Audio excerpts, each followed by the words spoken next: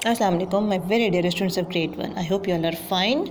The chapter which we have to do today is Growing and Be Healthy. It's lesson number 7 from your book, page number 26. As the last time we did that, I was studying with you, I was reading with you, and you also have to do reading with me so that you are easily able to read it clearly. All the words must be clear to you. Page number 26 from lesson number 7. Growing, a plant grows to become a big tree. आपको पता है, आप अगर हम कभी कोई छोटा सा सीड, कोई बीज ज़मीन पे बोते हैं तो कुछ दिनों के बाद आहिस्ता आहिस्ता उसमें से स्टेम पोर्शन निकलना शुरू होता है और फाइनली एक छोटा सा बीज जो है वो एक बिग ट्री या बड़े से दरख्त में कन्वर्ट होता है। ठीक है, इस चैप्टर का बेसिक थीम क्या है, आइडिया क्या है, ग्रोइंग एंड बी हेल्दी, के वक्त के साथ साथ इंसान की हाइट में, एज में जैसे इजाफा होता है, हमें किस तरह से अपना टेक केयर करना चाहिए कि हम साथ साथ हेल्दी भी रहें। You will also grow to become like your father और मदर। जिस तरह से हमें भी, अब जब हमारी ग्रोथ हो रही होती है आहिस्ता आहिस्ता, हम भी अपने पेरेंट्स की तरह large in size, large in age में कन्वर्ट हो रहे होते हैं। All things, living things grow. Living और नॉन लिविंग का फ़र्क ही यही है कि बेजान चीज़ें जो होती हैं, जिस साइज़ में, जिस कलर में, जिस शेप में मौजूद होते हैं, वो एज इट इज़ उसी तरह ही रहते हैं। लेकिन लिविंग थिंग्स के अंदर क्या खासियत है कि वक्त के साथ साथ उनकी ग्रोथ हो रही होती है। A baby animal grows to become a big animal. इसी तरह से एक छोटा सा जानवर भी होता है, वो भी अपने साइज़ में अपनी ग्रोथ उसके बढ़ती रहती है, जिसकी वजह से उसमें चेंजिंग्स आती हैं। Keeping healthy, page number 27. Some children are strong and do not fall ill very often.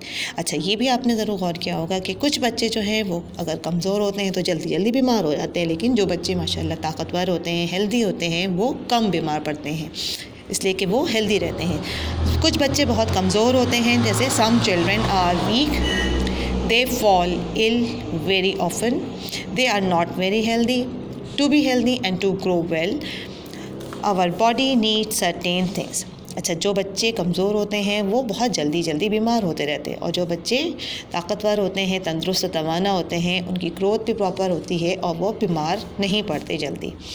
इसकी क्या वजूहात हो सकती हैं? इसकी कुछ ऐसे फैक्टर्स होते हैं कि अगर हम हेल्दी फूड कंज्यूम करें या फ्रेश एयर में, साफ़ सुथरी हवा में सांस लें, अच्छी साफ़ सुथरी चीज़ों के साथ ही हमारा कांटेक्ट हो, तो ऐसी चीज़ें जो हैं वो उससे हम बीमार कम होने के चांसेस होते हैं। लेकिन जब इन चीज़ों का इतना ख्याल नहीं रखा जाता, बैड एयर में सांस ली जाए, बहुत स्मोकी एरियाज़ हैं, कार्स और फैक्ट्रीज़ का धुआं है जिससे पोल्यूशन फैल रही होती है, या बासी खाना इस्तेमाल कर रहे हैं जिसकी वजह से बीमार होने के चांसेस बढ़ जाते हैं। We need clean air to breathe, smoke from cars and factories make the air dirty, plants clean the air. इसी वजह से कहते हैं कि पौधों को ज़्यादा से ज़्यादा उगाना चाहिए, क्योंकि प्लांट्स हमारी हवा को, हमारी फ़िज़ा को साफ़ करती है, जिसकी वजह से हम बीमार कम हो सकते हैं। अच्छा जी, plants clean the air, we should grow plants around our houses.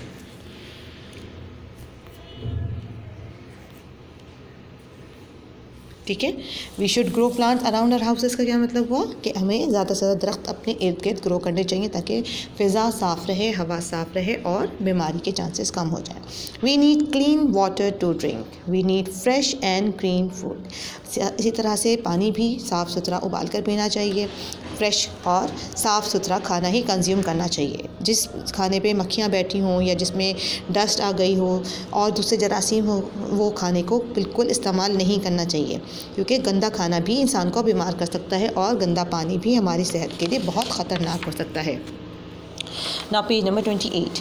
B clean, साफ़ सुथरे रहें। We should keep our body clean. अगर इसी तरह से ना सिर्फ फूड के पॉइंट ऑफ व्यू से, बल्कि अपनी बॉडी को भी ना सिर्फ खाने पीने के हवाले से, बल्कि साफ़ सुथरा रहना भी हमारी बॉडी के लिए बहुत ज़रूरी है।